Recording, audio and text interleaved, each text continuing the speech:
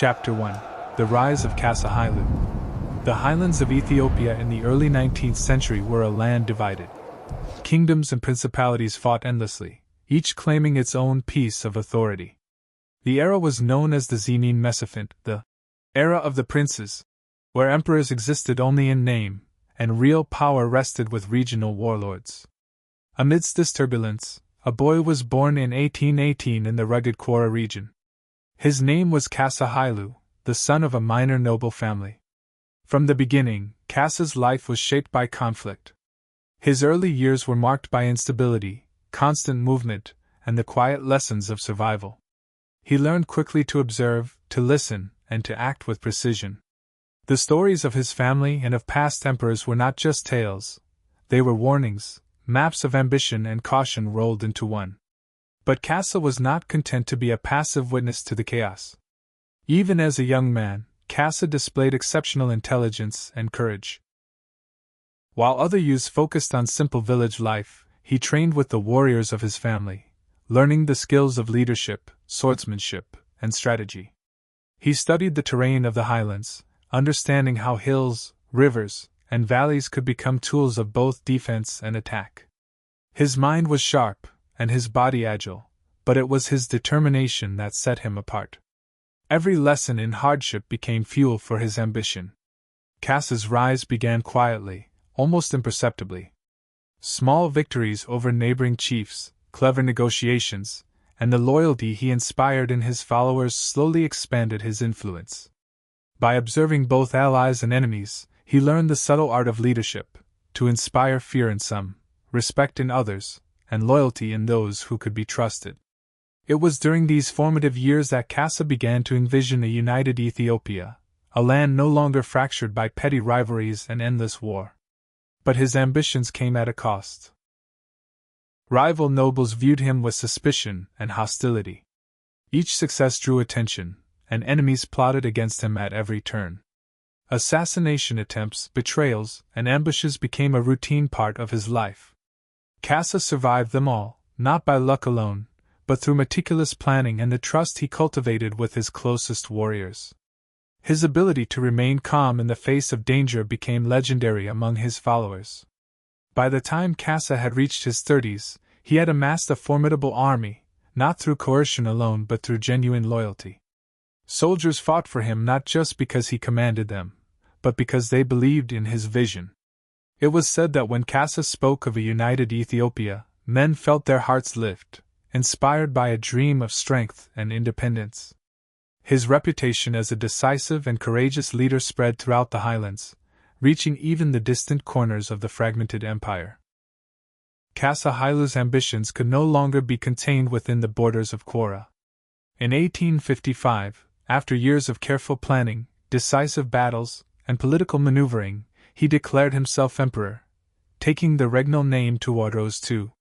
The name was chosen with intention, it evoked both authority and a break from the old, fractured order. Tewodros II would be remembered not merely as a ruler but as a unifier, a man who dared to challenge centuries of division. As he stood atop a hill overlooking the lands he now sought to unify, Tewodros felt the weight of history on his shoulders. He knew the path ahead would be perilous. Nobles would resist, foreign powers would watch with interest, and the battles yet to come would test every skill, every instinct, every ounce of courage he possessed. But in that moment, surrounded by his loyal soldiers and the raw beauty of the Ethiopian highlands, he allowed himself a rare thought of certainty: he would not fail.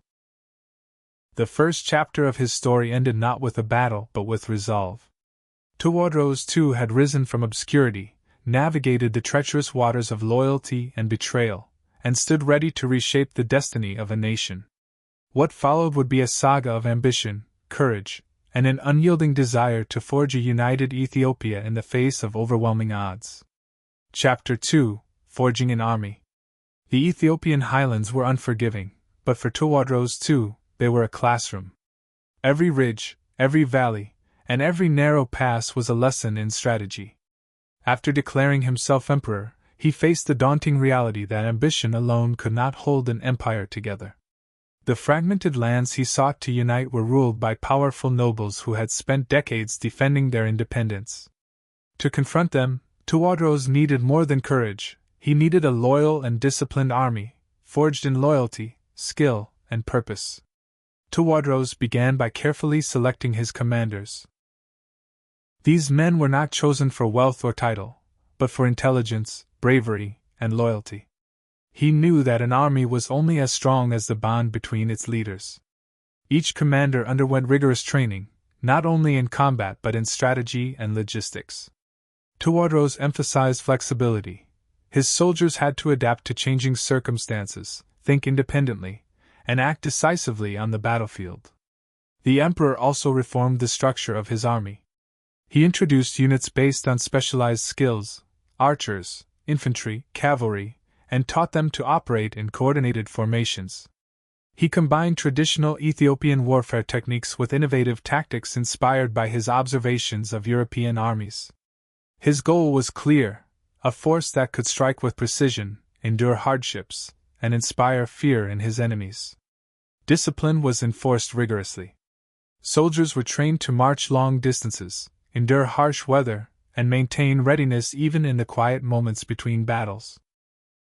Tewodros himself set the example, riding at the front during exercises, demonstrating skill with the sword, and never asking his men to do what he would not do himself. Stories of his endurance and courage spread quickly, reinforcing his growing legend. But the strength of Tewodros' army was not built on fear alone. He instilled a sense of purpose. Men who once fought for petty territorial gains were now united under a larger cause, the dream of a strong, united Ethiopia. This vision became their guiding principle.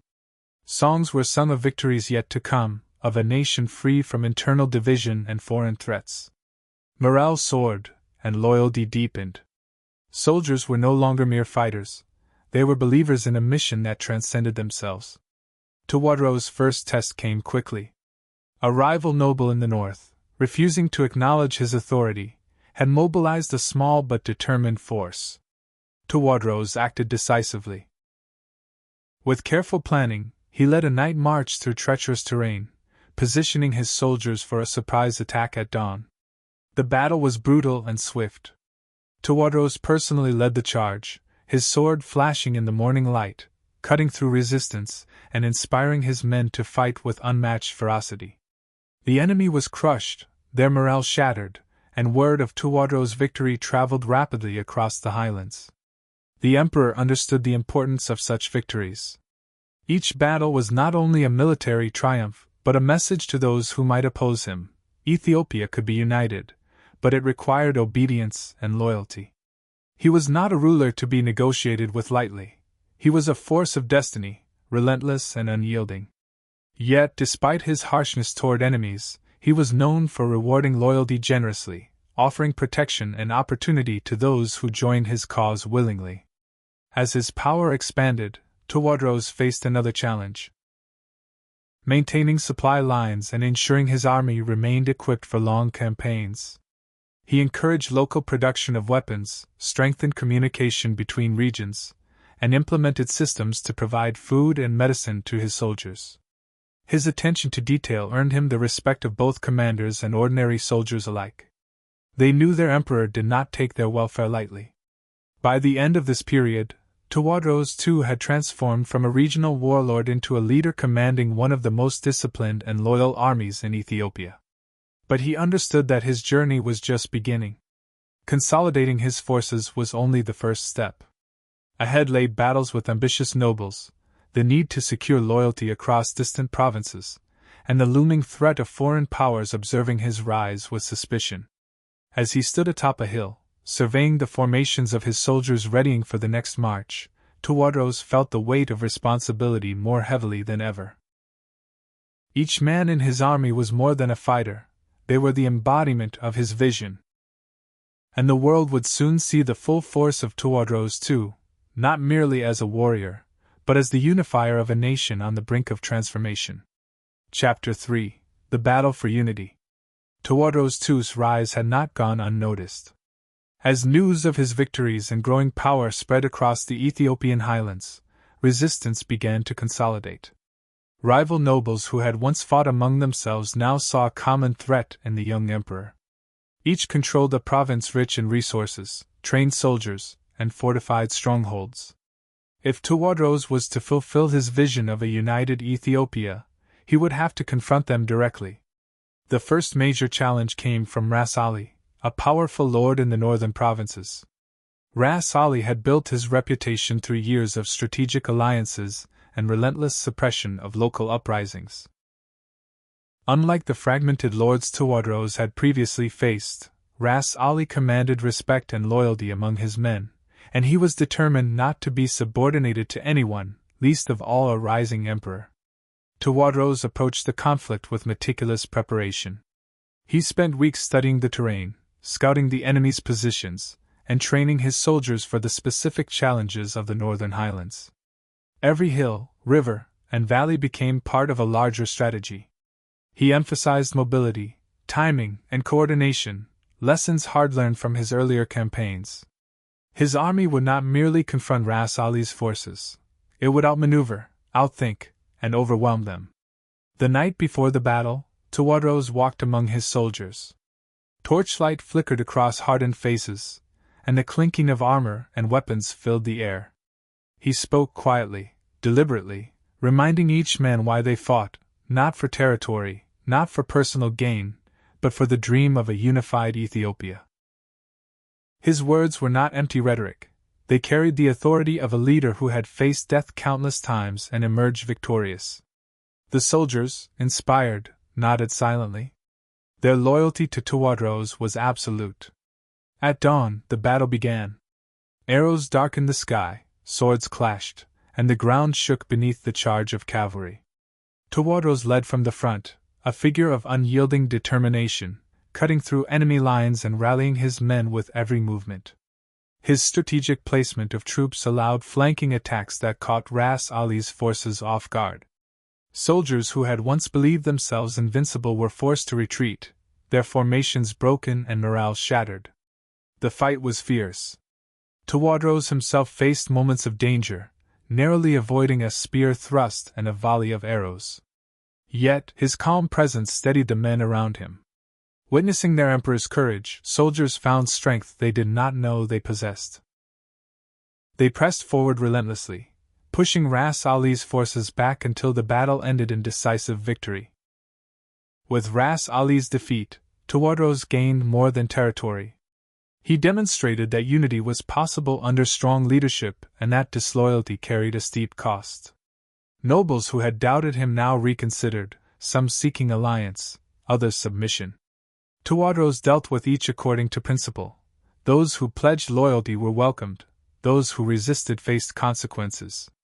His reputation as a fair but unyielding ruler grew, spreading even to provinces far from the battlefield. Yet the victory did not eliminate the challenges ahead. Tewodros understood that military success alone could not secure a lasting empire. The highlands were full of rival factions, each with entrenched traditions, local loyalties, and ambitions of their own. To truly unite Ethiopia, he would need more than force. He would need diplomacy, vision, and the ability to inspire people across diverse regions to see themselves as part of something larger. The battle for unity also highlighted the importance of trust. Tewodros had to rely on his commanders not only for strategy but for the administration of newly conquered territories. Delegating authority carefully, he ensured that power was both respected and accountable. His army was not merely a war machine, it was a foundation for governance, a living instrument of his vision for a unified nation. As the sun set over the battlefield, the air heavy with the scent of smoke and iron, Tewodros stood atop a ridge, surveying the aftermath. Victory was his, but the path forward remained steep. He knew that each conquest would bring new challenges, testing not only his skill in battle but his ability to bind a fractured land under a single banner. That evening, around the campfires, soldiers whispered stories of Tewodros II, the emperor who had led them to victory, who fought alongside them, and who carried the weight of an entire nation on his shoulders. Their admiration was quiet but profound. It was in these moments, away from the chaos of battle, that the true strength of Tewodros' leadership became evident. He inspired not just obedience, but belief. The campaign for a united Ethiopia had only begun, and Tewodros II stood at the forefront of history. Ahead lay more battles, more political maneuvering, and encounters with foreign powers who watched his rise with wary eyes. Yet in the hearts of his soldiers, and in the rising legend of his name, a single truth became clear: Tewodros II was no ordinary ruler, he was the man who could reshape an empire.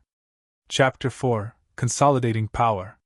Victory in battle had secured Tewodros II's position, but true leadership demanded more than military might. The Ethiopian highlands were fractured not only by rival nobles but by centuries of local customs, conflicting loyalties, and fragmented administration.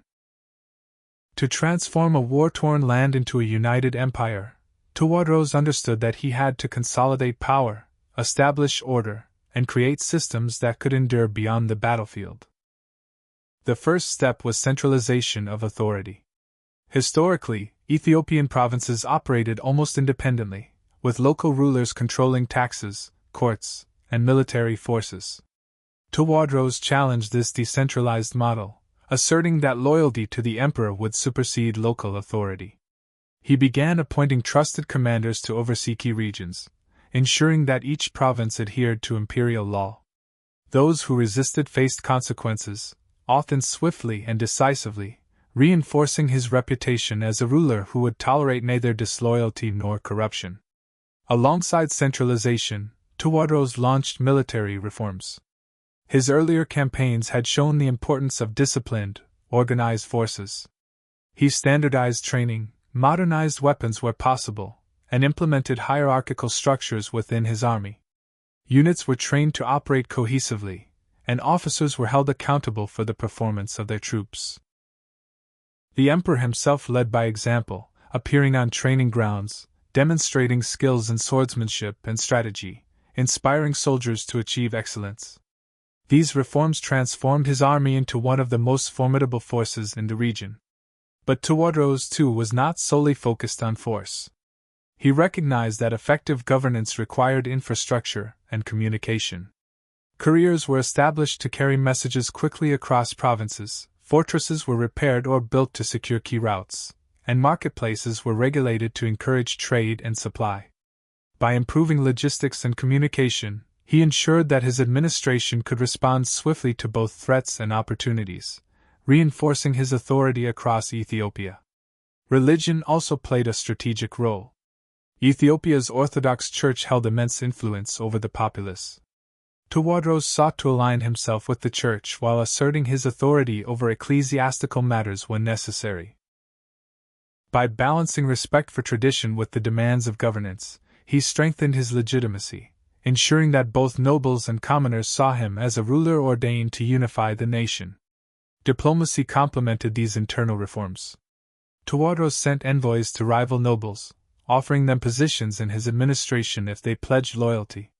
He understood that unity required incentives as much as enforcement. Many regional leaders who had resisted initially found themselves cooperating when presented with the opportunity to retain some autonomy under his centralized rule. In this way, Tewodros combined carrot and stick, rewarding loyalty and decisively punishing rebellion. As power centralized under his command, Tewodros faced the delicate task of balancing fear and respect. He knew that tyranny could provoke rebellion just as easily as weakness could invite challenge. His leadership style became a careful mixture of strict discipline, personal example, and visionary rhetoric. Soldiers and citizens alike were inspired by the promise of a strong, unified Ethiopia, and by the visible commitment of their emperor to achieve it. By the end of this period, Tewodros II had achieved something unprecedented, a cohesive empire in a land long divided. His army was disciplined, provinces answered to central authority, and the infrastructure of governance was taking shape. Yet, Tewodros was acutely aware that stability was fragile. Rival nobles continued to watch his moves, and foreign powers, especially the British and Egyptians, were beginning to take note of Ethiopia's growing strength. At sunset, Tewodros often walked among his newly established fortresses and administrative centers. Soldiers drilled in the fading light, clerks recorded tax revenues, and local leaders delivered reports of compliance. He observed quietly, knowing that true power lay not just in commanding armies but in building systems that endured. Ethiopia was no longer a patchwork of competing fiefdoms, it was becoming a nation with a single vision, and at its center stood Tewodros II. The fourth chapter of his journey closed with cautious optimism. The battles were not over, nor were the challenges of governance complete. But with his army reformed, provinces loyal, and infrastructure strengthening, Tewodros had laid the foundation for an empire capable of resisting both internal and external threats. The legend of Tewodros II was growing not only as a warrior but as a visionary leader determined to forge unity from centuries of division. Chapter 5: The Emperor and the Outsiders. Tewodros II had succeeded in unifying much of Ethiopia, but his vision extended beyond borders. He knew that to secure his empire, he had to navigate the dangerous waters of foreign diplomacy. European powers, particularly Britain and France, had growing interests in the region, and Tewodros understood that both opportunity and threat lay in their presence. To modernize his army, strengthen his administration, and assert Ethiopia's independence, he sought engagement with these distant nations. In the early 1860s, Tewodros initiated correspondence with European rulers, expressing a desire for friendship, trade, and technical assistance. His letters were formal and deliberate, emphasizing Ethiopia's sovereignty while appealing to European expertise in weapons, military strategy, and governance. He requested skilled artisans, military advisors, and engineers who could help modernize his kingdom. The emperor envisioned an Ethiopia that could defend itself, not merely survive under the shadow of foreign influence. However, these diplomatic overtures were met with delays and misunderstanding. European officials, particularly the British, underestimated Tewodros' authority and interpreted his requests as naive or even threatening. Letters went unanswered, and emissaries arrived late, if at all. This perceived disrespect angered Tewodros, whose pride and vision left no room for humiliation. To him, Ethiopia deserved recognition, respect, and equal treatment on the international stage. Frustration grew into tension. Tewodros' court received foreign representatives with courtesy, but his demands were clear: Ethiopia would not bow to foreign arrogance. When British diplomats failed to respond adequately to his letters, Tewodros saw it as a challenge to his authority. Determined to command respect, he took the unprecedented step of detaining certain foreign envoys, a move intended to force attention and secure the acknowledgement he believed Ethiopia deserved. Within the empire, reactions were mixed. Some advisors warned that confrontation with Britain could be disastrous. The empire's military had grown strong, but foreign armies wielded weapons and resources far beyond Ethiopia's current capacity. Others, inspired by Tewodros' unwavering determination, supported his decision. They saw it as an assertion of sovereignty, a signal that Ethiopia would no longer be treated as a pawn in the geopolitical games of distant powers. Meanwhile, Tewodros continued his internal reforms. He strengthened forts along strategic passes, increased the production of weapons, and drilled his army in techniques that would counter European tactics. Soldiers were trained to endure long campaigns, utilize the highlands terrain, and fight with precision. Each maneuver was designed with the possibility of foreign confrontation in mind. Tewodros was preparing not only to unify Ethiopia but to defend it from interference or invasion. Despite the looming threat of foreign intervention, Tewodros remained a ruler who balanced fear and respect. He rewarded loyalty, promoted capable officers, and ensured that his people felt the benefits of stability. Trade routes were opened, markets were regulated, and artisans were encouraged to innovate. The emperor understood that a nation could not be held together by military might alone. The hearts of the people had to align with his vision. By 1866, tensions with Britain escalated further. Miscommunication, delays, and perceived slights led Tewodros to make a bold declaration: he would not allow his sovereignty to be ignored. The stage was set for a confrontation that would draw the eyes of the world to Ethiopia. While his enemies at home and abroad watched, Tewodros' legend grew. He was no longer just a unifier of provinces. He was a ruler asserting his nation's place in the global order, prepared to defend it at any cost. As the sun set over the Ethiopian highlands, Tewodros walked among his commanders and soldiers. He spoke not only of loyalty but of pride, courage, and destiny. The empire he had built was strong yet fragile. The battles he had fought so far were only the beginning. Ahead lay challenges of diplomacy, war, and survival that would test every skill he possessed. But Tewodros II, the emperor who had risen from obscurity to unite a fractured land, was undeterred. He would face the world on his terms. Chapter 5 closes with anticipation. Ethiopia had emerged as a force under Tewodros II, respected by some, feared by others, and watched closely by the great powers of Europe. The coming years would define not only the fate of his empire but the legacy of a ruler who refused to compromise on sovereignty, vision, or honor. Chapter 6 The Tension with Britain. By the mid-1860s, Tewodros II had consolidated his empire and built a disciplined army capable of defending Ethiopia against internal and external threats. Yet a new challenge loomed, one that no strategy or battlefield victory could easily resolve. His correspondence with European powers, especially Britain, had gone unanswered or ignored for years. To Tewodros, this was not merely discourtesy, it was an insult to the sovereignty of Ethiopia, a challenge he could not accept. Tewodros' frustration grew steadily. Letters sent to Queen Victoria and her ministers requesting skilled artisans, weapons, and advisors were met with delay or indifference. The emperor's patience, honed over decades of navigating treacherous local politics, finally reached its limit. He demanded recognition, respect, and support. When British officials continued to dismiss him, Tewodros took decisive action, detaining several British envoys and missionaries, hoping to compel attention and force acknowledgement of Ethiopia's position in the world. The British government, viewing these actions as provocative, prepared a military response. News of a potential expedition filtered slowly through Ethiopia, but Tewodros understood the implications. Unlike battles against local nobles, confronting a European army required careful preparation. He began reinforcing fortresses, stockpiling weapons, and mobilizing his army for what he knew could be a confrontation of unprecedented scale. Tewodros' decisions were guided by both pride and strategy. He believed that if Ethiopia were to survive as an independent nation, it could not submit to foreign pressure.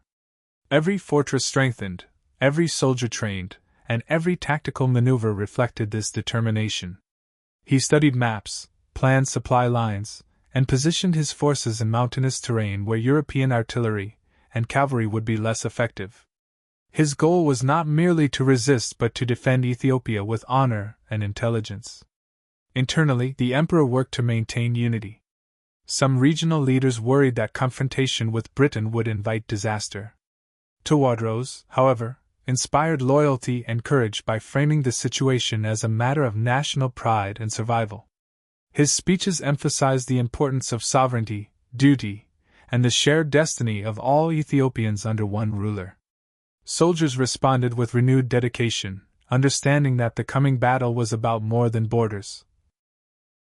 It was about Ethiopia's future.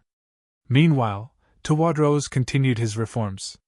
Factories producing weapons and ammunition were expanded, training regimens intensified, and officers were instructed to anticipate foreign tactics.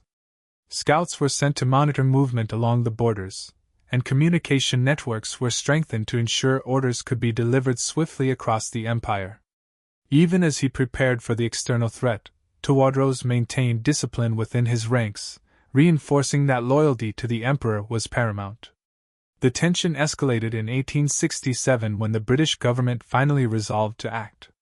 A military expedition, heavily armed and well-trained, was dispatched under the command of General Sir Robert Napier.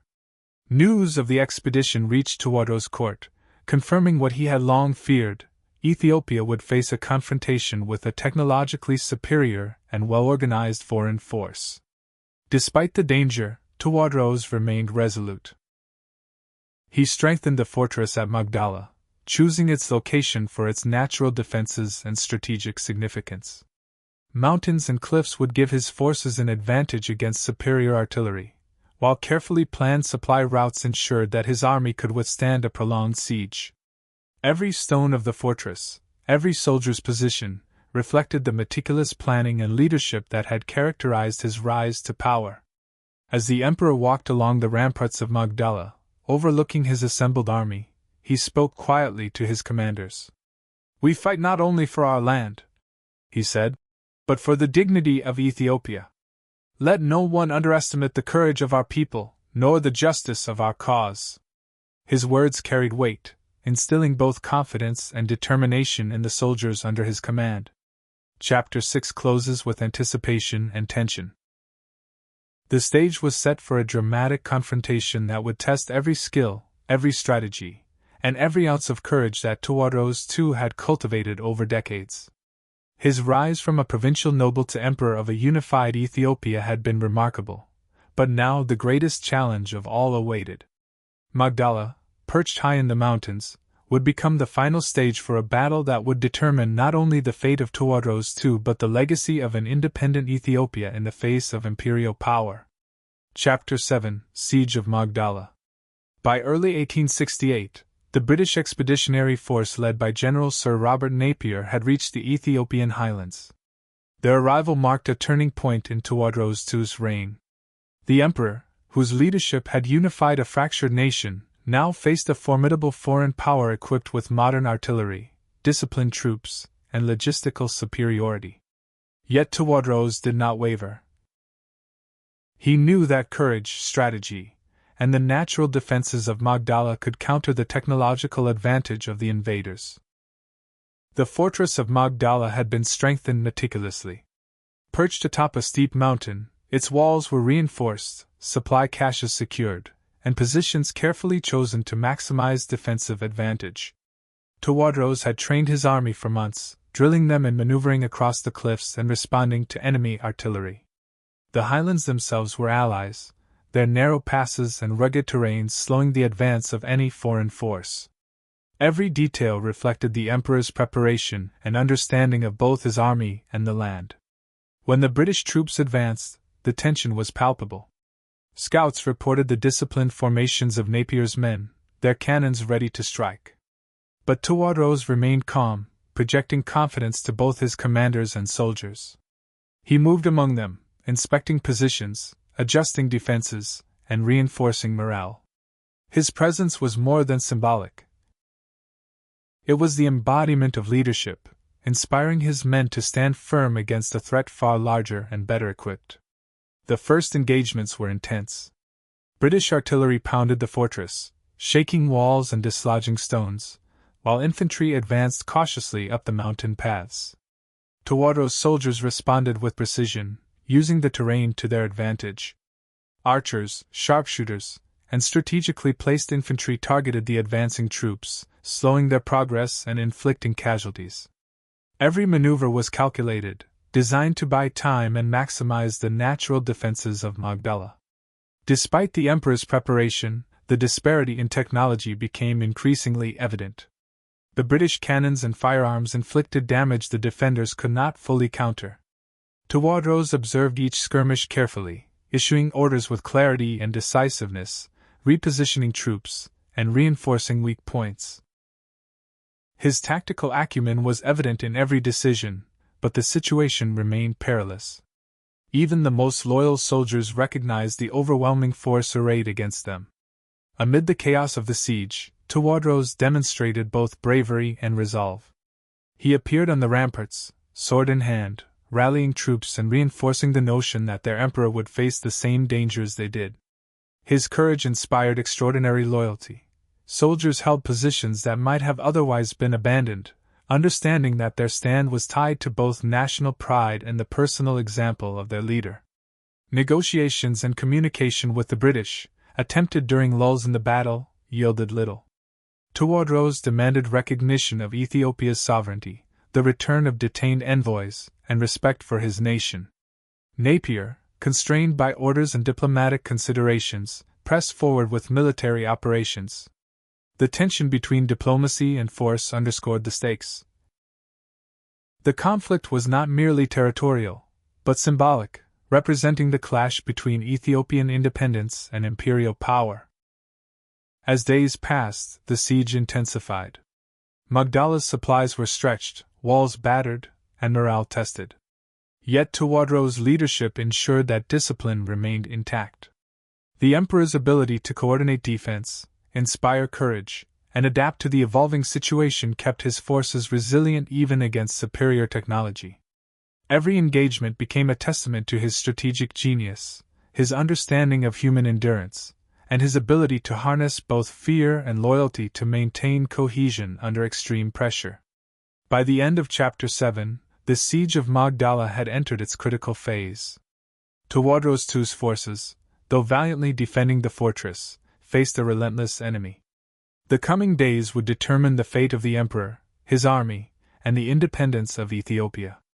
The legend of Tewodros II, born from ambition, shaped by battles, and solidified through leadership, was now poised against the might of an empire. The stage was set for a climax that would echo through history. Chapter 8: The Last Stand at Magdala.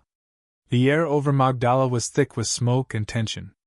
By mid-1868, the British forces under General Napier had intensified their assault, battering the fortress walls with relentless artillery fire. Inside, Tewodros II moved among his soldiers with unwavering resolve, his presence a beacon of courage amidst chaos. Every man under his command knew the stakes. Magdala was not only a fortress but a symbol of Ethiopia's independence, and its fall would signify the end of an era. Tewodros had anticipated this moment. Months of preparation, fortification, and training culminated in the final days of the siege. Every defensive position had been reinforced. Every soldier knew their role. Archers perched on cliffs, infantry hidden in strategic choke points, and reserves ready to strike at the enemy's weak points. All were part of a plan designed to inflict maximum damage and prolong resistance. The emperor's tactical brilliance was evident in every maneuver. As the British forces advanced, the Ethiopian defenders fought with extraordinary determination. Arrows darkened the sky, and volleys of gunfire echoed against the cliffs.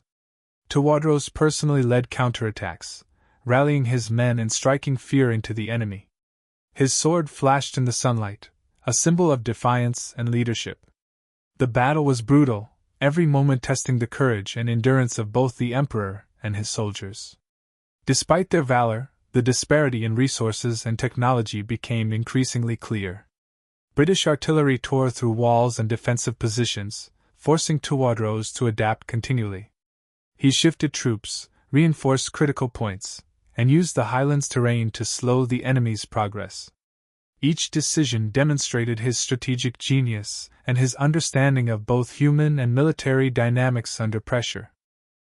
Inside Magdala, morale remained a delicate balance. Soldiers were exhausted, supplies dwindling, yet the sight of their emperor standing firm inspired them to hold their positions. Tewodros spoke to them in low, deliberate tones, reminding them of their duty, their honor, and the vision of a united Ethiopia he had fought to create. His words were not merely motivational, they were commands infused with authority, conviction, and historical weight. As the final British assault commenced, the walls of Magdala shook, and resistance began to waver. Tewodros understood the inevitability of the moment. Capture by the British would mean humiliation, subjugation, and the end of his reign. Yet retreat was unthinkable. In the highest tower of Magdala, he prepared himself for the ultimate act of defiance. He would not allow the enemy to claim him alive. When the British breached the fortress, Tewodros too made his choice.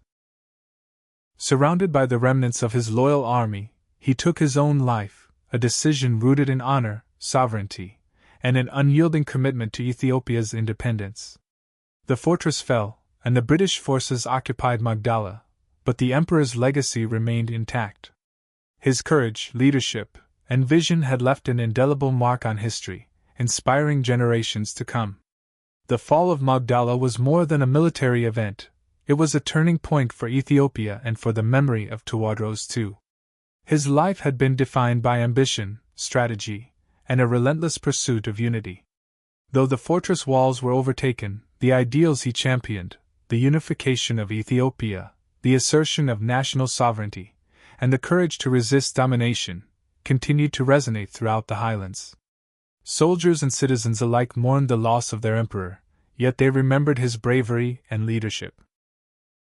Tewodros II had transformed Ethiopia from a fragmented collection of provinces into a nation capable of standing against powerful foreign forces. His death was tragic, but it cemented his status as a symbol of national pride and resistance. Chapter 8 closes with reflection.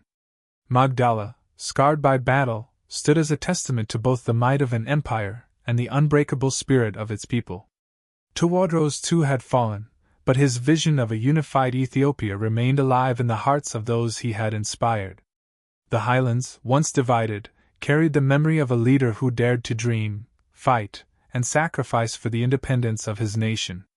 Chapter 9 The Aftermath of Magdala. The fortress of Magdala lay in ruins, scarred by cannon fire and echoing with the memory of a battle that had shaken the Ethiopian highlands. For the British Expeditionary Force, the occupation marked a successful military operation.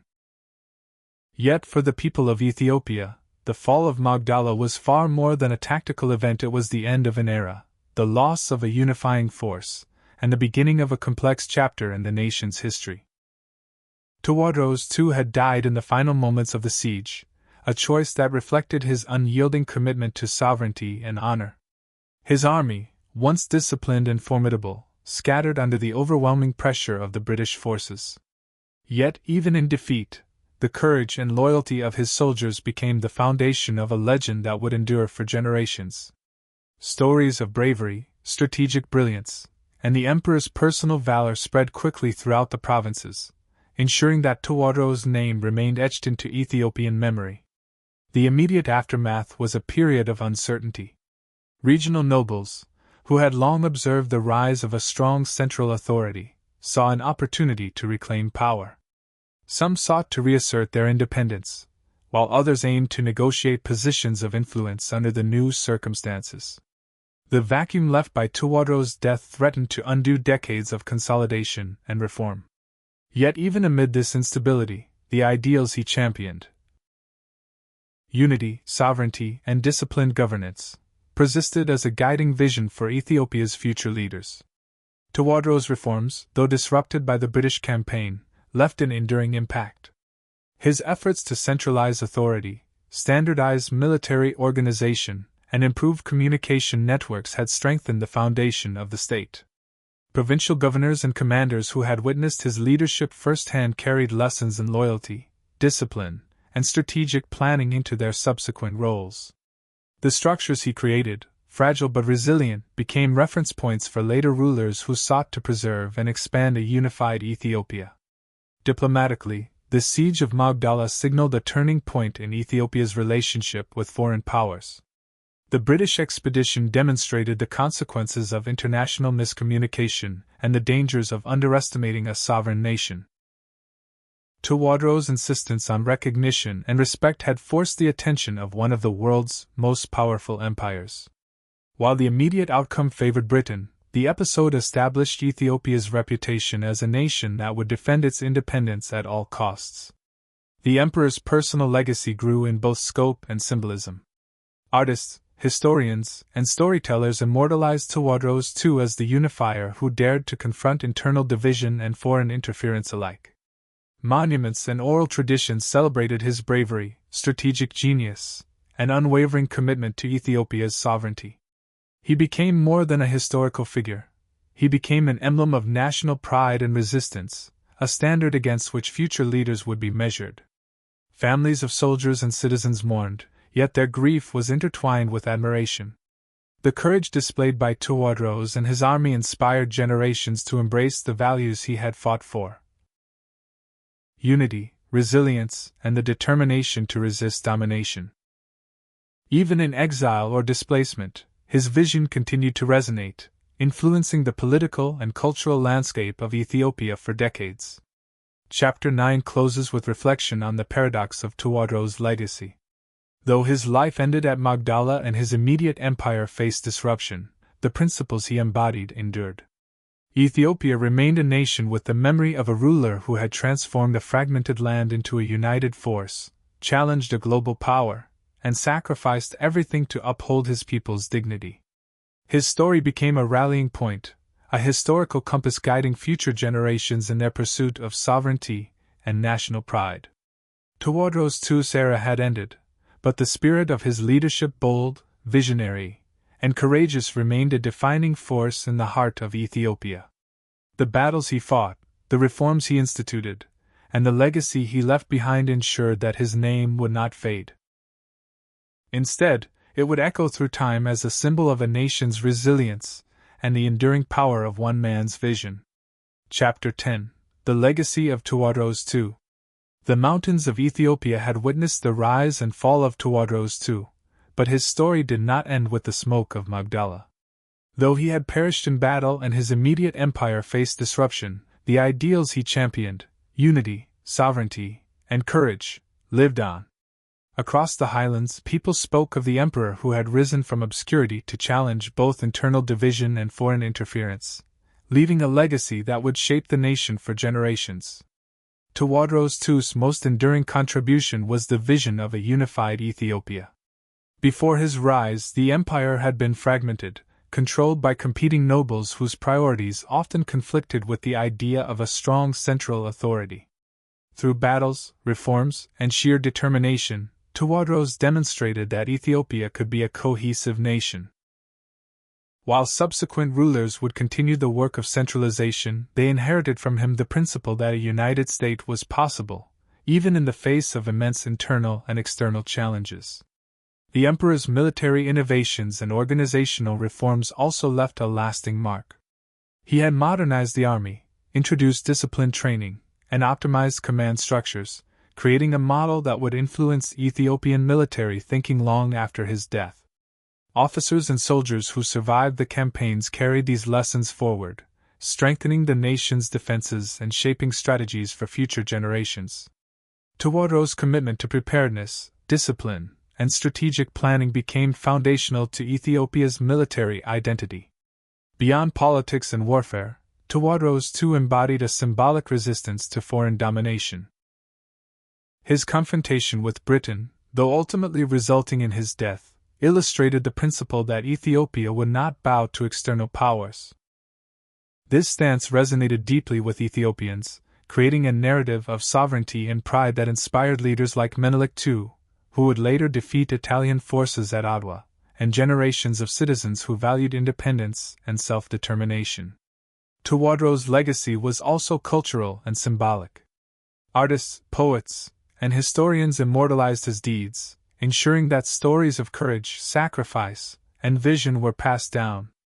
Monuments and memorials commemorated his life, while oral traditions kept his legend alive in villages across the highlands. To this day, Tewodros II is remembered not only as a military leader and emperor but as a unifying figure whose ideals transcended his lifetime. Even in death, the emperor's actions carried profound lessons. Choosing to end his own life rather than face capture was more than a dramatic gesture. It was a statement about honor, autonomy, and sovereignty.